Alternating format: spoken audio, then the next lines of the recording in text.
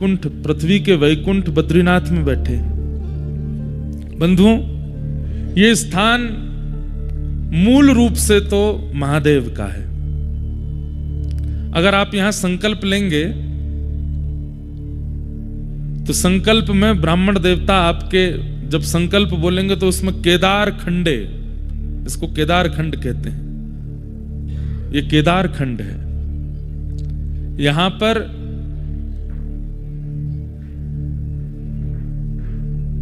किराए पर हैं हमारे बद्री विशाल भगवान। नारायण भगवान तो यहां किराए पर रह रहे हैं। ये मूल रूप से क्षेत्र तो महादेव का है। और जिन केदारनाथ भगवान का आप लोग दर्शन करते हैं, वे केदारनाथ प्रभु पहले यहीं विराजमान होना चाह रहे थे, क्योंकि पूरे हिमालय में सबसे व्यवस्थित स्थान बद्रीनाथ है। इतनी व्यवस्था और इतना व्यवस्थित वातावरण, ठीक है शीतल तो है, ठंडा तो है, लेकिन आप और कहीं जाकर के चार धाम में इतना लंबा समय नहीं रह सकते। गंगोत्री में रह पाएंगे, पर गंगोत्री बहुत नीचे है, गौमुखी तो बहुत ऊपर, वहां तो रह भी नहीं सकते। तो मूल रूप से चार धामों में बद्रीनाथ जो है ये व्यवस्थित है, यहां पर निवास किया जा सकता है। केदारनाथ में आप ज्यादा दिन नहीं रुक पाएंगे, व्यवस्था इतनी नहीं है। यमुनोत्री में ज्यादा समय नहीं रुक पाएंगे, व्यवस्था नहीं है। गंगोत्री में गौमुखी, जहां से गंगा जी प्रकट है, वहां नहीं रुक पाएंगे। गंगोत्री में तो रह सकते हैं। तो एकमात्र यही क्षेत्र है जहां निवास किया जा सकता है। क्यों? नर नारायण पर्वत की सन्निधि में मध्य में ये समतल भूमि है जहां पर हम लोग बैठे हैं। तो महादेव ने इसी भूमि का चयन किया, हम यहां विराजेंगे। लेकिन नारायण भगवान ने बोली आपसे पहले हमारी दृष्टि पड़ चुकी है यहां पे, हम इसको चुनेंगे। महादेव बोले आपको क्या करना है यहां पे? आप वैकुंठ में रहिए, तीनों लोकों के अधिपति आप, तो पूरी दुनिया में राज कर सकते हैं, लेकिन नाथ ये तप की भूमि है और आपको तप करना नहीं है, तो आप क्यों आएंगे? बोले नहीं, हमें भी तप करना है। महादेव बोले हम आपको तप करते देख नहीं सकते, हमारे स्वामी तप करें ये हम कैसे देख सकते हैं? और आपको तप की आवश्यकता क्यों? तो कल मैंने बताया कि प्रत्येक मानव के लिए तपस्या कर रहे हैं ठाकुर जी। तो पहले महादेव ही विराजमान थे यहां पर, लेकिन नारायण भगवान विचार किए कि राजी राजी नहीं मिलेगी जगह तो छल बल से ले लेंगे हम। और एक छोटे से बालक का रूप धारण करके तप्त कुंड के पास में, जैसे एक बालक किलकारी मार के रोता है, ऐसे ठाकुर जी रोने लगे। पार्वती मैया तप्त सरोवर में स्नान करने जब आई, महादेव से कहा अरे ऐसा लगता है कि कोई देवांगना भ्रमण करने आई थी। बंधुओं एक बात बोले, हम ये मानवों का स्थान है ही नहीं, ये देवताओं की भूमि है। यहां देवता विचरण करते हैं, यहां यक्ष यक्षिणियां विचरण करती हैं, यहां सप्तऋषि विचरण करते हैं, और कईयों को उनका अनुभव होता है।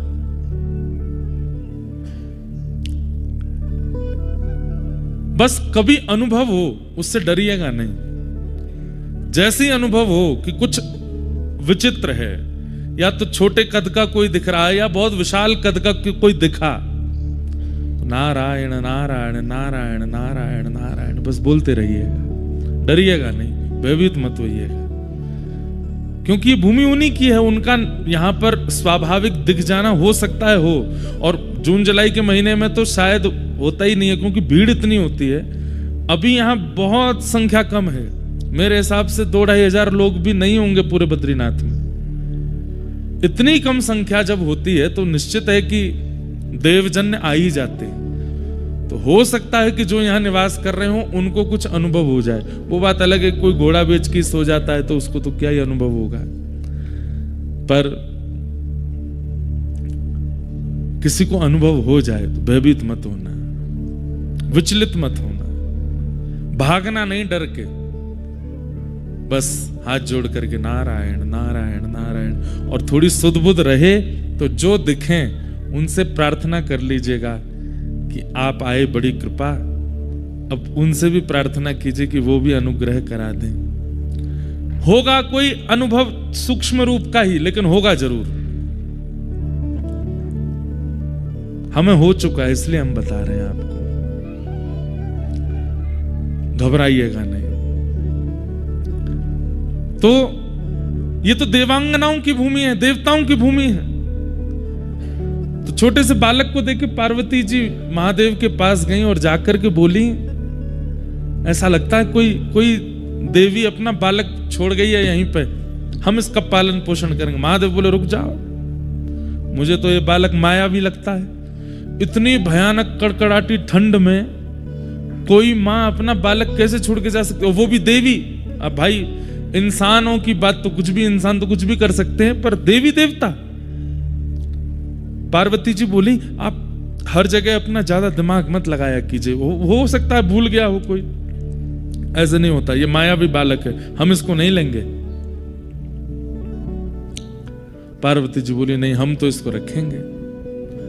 और जहां बद्री विशाल भगवान विराजमान है वहीं पर उनको विराजमान कर दिया, और खेलने के लिए बद्री फल यानी कि बेर, बद्री का मतलब क्या होता है, बेर।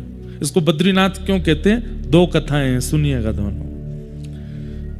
तो बद्री फल यानी कि बेर, वो गेंद की आकृति का होता है। अब महादेव तो तपस्या में रहते हैं, उन पर कहां से खिलौना आए, तो बद्री फल ही दे दिया बालक को खेलने के लिए। छोटा सा बालक अपने कभी मुख में लेवे, कभी हाथ लेके उसको घुमा के देखे।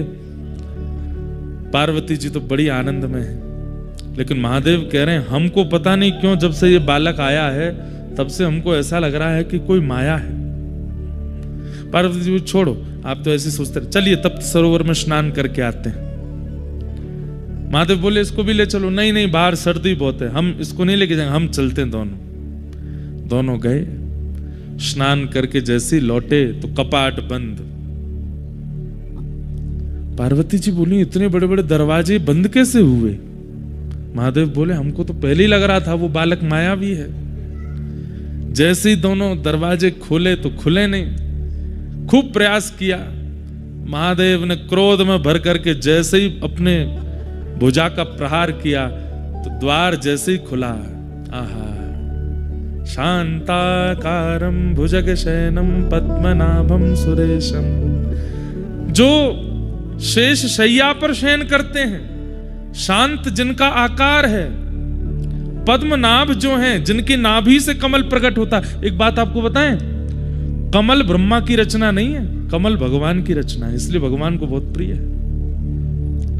ब्रह्मा जी ने पूरी सृष्टि बनाई, मुझे आपको बनाया, पर कमल ब्रह्मा ने नहीं बनाया। इसलिए आप चाहे जो भी कुछ प्रस्तुत कीजिए, ठाकुर जी की प्रस्तुति में वो वस्तु अति प्रिय है जो ठाकुर जी ने बनाई है, या लक्ष्मी जी ने बनाई है, या किशोरी जी ने बनाई है, या महादेव से प्रकट हुई है। कमल भगवान से प्रकट हुआ है, बल्कि विधाता कमल नहीं बनाते, कमल विधाता को जन्म देता है, कमल पर विधाता आते हैं। विश्वाधारम, पूरे विश्व के आधार जो हैं, ऐसे वेद वर्णम शुभांगम लक्ष्मीकांतम कमल नयनम योग भीर ध्यान गम्यम वंदे विष्णुम भव भयहरम सर्वलोकैकनाथम। ऐसे ठाकुर जी प्रकट हो गए और दोनों भुजा अपने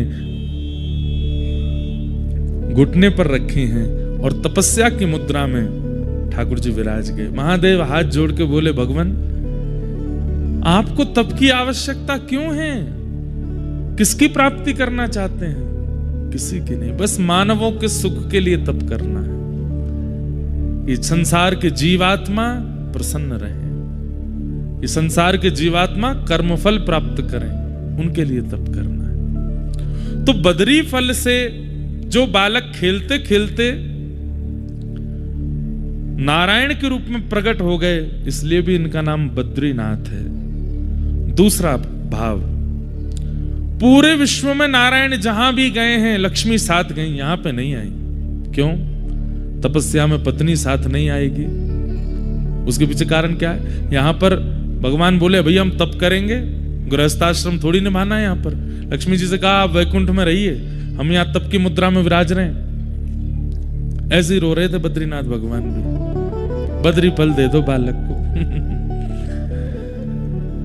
तो क्या बता रहा था मैं, लक्ष्मी जी को भगवान बोले देवी हम तप करेंगे और तप के बीच में आप यदि हमारे साथ रहोगी, कभी कुछ सीरा बना लाओगी, लो बहुत ठंडा सीरा खा लो, कभी कुछ काढ़ा बना लाओगी, बहुत ठंडा कुछ काढ़ा पी लो, कभी सौल उड़ाओगी, कभी कंबल उड़ाओगी, कभी घी की मालिश करोगी, कभी गरम गरम जल लाओगी, कुछ करो, हमको तुम तप में देख तो पाओगे नहीं, इसलिए तुम वैकुंठ ही रहो, हमारे तप में विघ्न होगा। यहाँ के सेवायत बद्रीनाथ भगवान के स्पर्श करने वाले रावल जी को भी अधिकार नहीं है कि वो विवाह करें, वो भी आजीवन जब तक बद्रीनाथ भगवान की सेवा करेंगे वो भी ब्रह्मचर्य में रहेंगे, क्योंकि तपस्वी की सेवा ब्रह्मचारी ही कर सकता है। लेकिन लक्ष्मी जी से देखा नहीं गया। लक्ष्मी जी विचार करने लगी कि मैं क्या करूं, और तभी लक्ष्मी जी मन में विचार किया कि बदरी फल जो है यानी कि बेर, ये जिस पेड़ पर लगता है उस पेड़ की तासील बहुत गर्म होती है। सबसे ठंडा वृक्ष होता है चंदन का, और सबसे गर्म वृक्षों में एक गर्म वृक्ष होता है बेर का। लक्ष्मी मैया ने विचार किया कि ठाकुर जी बैठे हैं, इतनी ठंडी वायु चल रही है, ब्यार चल रही है, बर्फ गिर रही है, मैं अपने नाथ को देख नहीं पा रही। तो जहां पर ठाकुर जी बैठे थे ठीक वहीं कमर लगा करके लक्ष्मी जी ने विचार किया लक्ष्मी रूप में तो नहीं रह सकती, तब आप वदरी वृक्ष बन करके प्रकट हो गए, ताकि इनका स्पर्श रहेगा तो ठाकुर जी को ज्यादा शीतलता का अनुभव नहीं होगा, इसलिए बद्रीनाथ। बद्री यानी बेर, और यहाँ की बद्री यानी श्री लक्ष्मी ही बद्री वृक्ष बन के खड़ी हैं, इसलिए बद्रीनाथ माने लक्ष्मीनाथ, वही ठाकुर जी यहां विराजमान है। ऐसे श्री बद्रीनाथ। इस भूमि की इतनी सुंदरता का कारण क्या है, भागवत में वर्णन है। जब भगवान यहां पर तप करने के लिए बैठे, तो कोई भी तप करने बैठे सबसे पहले सिंहासन हिल जाता है इंद्र का। इंद्र सोचता है कि अब ये तप करके मेरे सिंहासन को लेंगे। इंद्र को यह नहीं पता कि वो त्रिलोकीनाथ हैं, वो चाहते हैं तो तुम सिंहासन पर बैठते हो, लेकिन फिर भी उसको चिंता हो गई। इंद्र ने एक ही बाण है उसके पास सबकी तपस्या भंग कराने का, कामदेव से जाकर के कहा ये हमारे तप कर रहे हैं ठाकुर जी, इनको कहीं ना कहीं इंद्र की पदवी चाहिए, आप जाकर के कुछ योजना बनाओ। कामदेव बोले तुम पे एक ही काम है, कोई भी तप करने बैठता है मुझे भेज देते हो। महादेव ने जला करके भस्म कर दिया था मुझको, नारद जी से तुमको कुछ हुआ, नारद जी के लिए भेज दिया, यही करते रहते हो। अभी भगवान तप कर रहे हैं, करने दो उनको। वो नहीं नहीं नहीं नहीं, देवलोक की रक्षा के लिए जाओ। तो कामदेव जब आता है, कोई ऐसा नहीं कि वो पुरुष, वो माहौल बनाता है ताकि चित्त में काम का प्रादुर्भाव हो। और माहौल के लिए उसने क्या किया, सुंदर पवन बहने लगी, सुंदर सुंदर वृक्ष प्रकट कर दिए इन पर्वतों पर, ऐसी सुंदरता फैला दी। यहां थोड़ी दूर पर फूलों की घाटी है, हेमकुंड साहिब जाते हैं वहां पर, ऐसे सुंदर पुष्प हैं, विश्व के सबसे सुंदर पुष्पों की घाटी है यहां पर। कामदेव ने सुंदर पुष्प, सुंदर वृक्ष, सुंदर सब कुछ व्यवस्थित कर दिया कि देख करके सबके चित्त में काम प्रकट होने लगे। लेकिन ठाकुर जी की तपस्या को भंग नहीं कर पाया। ठाकुर जी तो मंद मंद मुस्कान लगे, कोई बात नहीं, अच्छा है हमारे आश्रम को, ये भगवान का आश्रम है, बद्रिकाश्रम, एक प्रकार से आप ठाकुर जी के आश्रम आए हो। बोले अच्छा है, हम तो तपस्या में बैठे हैं, सेवकगण है नहीं, बढ़िया कामदेव पूरे आश्रम को सजा रहा है, अच्छा है सजा लो। एक बाण चलाया वायु का, दूसरा बाण चलाया सुंदर वातावरण का, लेकिन तब भी ठाकुर जी का मन बिल्कुल विचलित नहीं हुआ। तब उसने तीसरा बाण चलाया, सुंदर सुंदर अप्सराओं को भेज दिया। कोई नृत्य कर रही है, कोई गा रही है, कोई श्रृंगार कर रही है, कोई ठाकुर जी के लिए प्रसादी बना रही है, सब ठाकुर जी को चारों ओर से घेर लें। ठाकुर जी मंद मंद मुस्कुरा रहे हैं, देख करके बढ़िया है, आनंद करने तो। अनेक प्रयास करने पर भी जब ठाकुर जी की तपस्या भंग नहीं हुई, कामदेव ने सबरे बाण चला दिए। अंत तो गत्वा कामदेव आया और चरणों में आकर के क्षमा प्रार्थी हो गया। बोले नाथ, असंख्य वर्षों तक मैं आपको विचलित करने का प्रयास करता रहा, लेकिन आप ना तो विचलित हुए और सबसे बड़ी बात ना क्रोधित हुए। आपको गुस्सा भी नहीं आया, आप मुस्कुरा रहे हैं। मुझसे गलती हो गई, अपराध हो गई, क्षमा कर दो। भगवान बोले नहीं, हमको तो बहुत प्रसन्नता है, हम तो यहाँ तपस्या कर रहे थे, उठना हमारा है नहीं, तुमने बढ़िया हमारे आश्रम को सजा दिया, बहुत अच्छा किया। अब जाओ नहीं, सब यहीं रह जाओ, इस नगर की और इस आश्रम की सुंदरता बढ़ाते रहो। तो ये जो सुंदरता है यहाँ पर, ये जो सौंदर्य है, ये किया गया था ठाकुर जी की तपस्या भंग करने के लिए, लेकिन ठाकुर जी ने इस सौंदर्य को सदा के लिए यहीं पर अवस्थित कर दिया।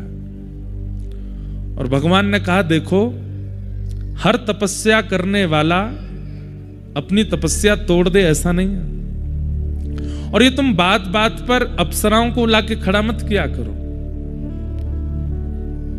तुम सोचते हो कि हमें अप्सराएं अपने ऊपर व्याकुल कर लेंगी। बोले गलती हो गई भगवान। भगवान बोले रुको। और ठाकुर जी ने ऐसी अपनी जंघा का, अपनी उरु का जैसे ही घर्षण किया तो यहां के घर्षण से थोड़ा सा मैल गिरा और उस मैल से, यहां के घर्षण से उर्वशी प्रकट हो गई। कहते हैं प्रकट तो अनेक अप्सराएं हुई भगवान के ऐसी जंघा का घर्षण करते ही। ऐसी अप्सराएं प्रकट हुई, ऐसी अप्सराएं प्रकट हुई कि इंद्र अपनी अप्सराओं से सबके मन को विचलित करता है, लेकिन ठाकुर जी के जंघा से जैसे ही अप्सराएं प्रकट हुई, स्वयं कामदेव विचलित हो गया। बोले मैंने सुंदरताएं बहुत देखी, ऐसी नहीं देखी। भगवान बोले अब तुम जो जिनको लेके आए थे उनको तो यहीं व्यवस्थित कर दो, इनमें से किसी एक को ले जाओ।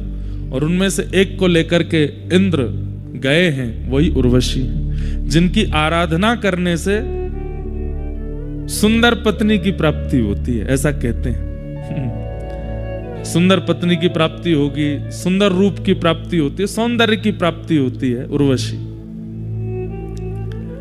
उर्वशी का भी जन्म स्थान है यही बद्रीनाथ। लेकिन तब देवताओं ने आकर के हाथ जोड़ करके ठाकुर जी की आराधना की। और कल हम आरती गा रहे थे ना, वो आरती नहीं, स्तुति है बद्रीनाथ भगवान की। और उस स्तुति में ये भाव करने वाले जैसे नारायण है वैसा किसी ने नहीं किया। एक संत की वाणी मैंने सुनी, भगवान तप क्यों कर रहे हैं, इसका दूसरा कारण क्या है। कई संतों ने, कई विद्वानों ने, कई ऋषियों ने भगवत प्राप्ति के लिए तप किया, आज भी कर रहे हैं। दो चारों से तो मैं भी मिला हूं जो आज भी तप कर रहे हैं। यहां पर जो चरण पहाड़ी है, आगे माणा से ऊपर सतोपंथ के मार्ग हैं, वहां आगे कई गुफाएं हैं और वहां कई संत आज भी रहते हैं और रह करके ठाकुर जी के लिए तप कर रहे हैं। तो भगवान कहते हैं कि भाई ये यथामाम प्रपद्यन्ते ताम्स तथैव भजाम्यहम्। जो मुझे जैसे भजता है मैं उसे वैसे ही मिलता हूं। तो कहीं ना कहीं जब व्यक्ति तप करता है तो ठाकुर जी को अपने ऊपर ऋण जैसा लगने लगता है, भार जैसा लगने लगता है। ठाकुर जी बोले इतनी कठिनाई सह करके, इतना अव्यवस्थित होकर के ये मेरी आराधना कर रहा है, कहीं इसके मन में यह विचार ना आ जाए कि नाथ हम इतना तप करते हैं, आप तो वैकुंठ में आनंद फरमाते हो, आनंद करते हो। तो ठाकुर जी भी यहां तप में बैठे और ठाकुर जी बोले तुम सबके तप की तो अवधि है, किसी के 50 वर्ष, 100 वर्ष, 500 वर्ष, 1000 वर्ष, पर मैं ऐसे तप में बैठूंगा जब तक पृथ्वी लोक है तब तक मेरा तप चलता ही रहेगा। अनावृत तप कर रहे हैं ठाकुर जी। तो कभी अगर ठाकुर जी के सामने कोई गुस्सा करता है, हे नाथ पत्नी छोड़ दी, बच्चे छोड़ दिए, सब छोड़ छाड़ करके हम भजन करते हैं और आप हम पर कृपा नहीं कर रहे, ठाकुर जी बोले हम भी कर रहे हैं, बद्रीनाथ में जाके देख ले, शिकायत मत करें हमसे, हमने भी पत्नी बच्चे छोड़ दिए, अपने एकांत में रह करके हम भी भजन कर रहे हैं। तो कहीं कोई शिकायत ना करे और कहीं कोई ठाकुर जी पर ऋण ना डाल दे, इसलिए भी ठाकुर जी यहां तप में बैठे और हमें दिखाने के लिए बैठे हैं। बोले तुम क्या तप करोगे, हमारा तप देखो कैसा तप है। अद्भुत। ऐसे हमारे श्री बद्री विशाल भगवान, उन्हें हम बारंबार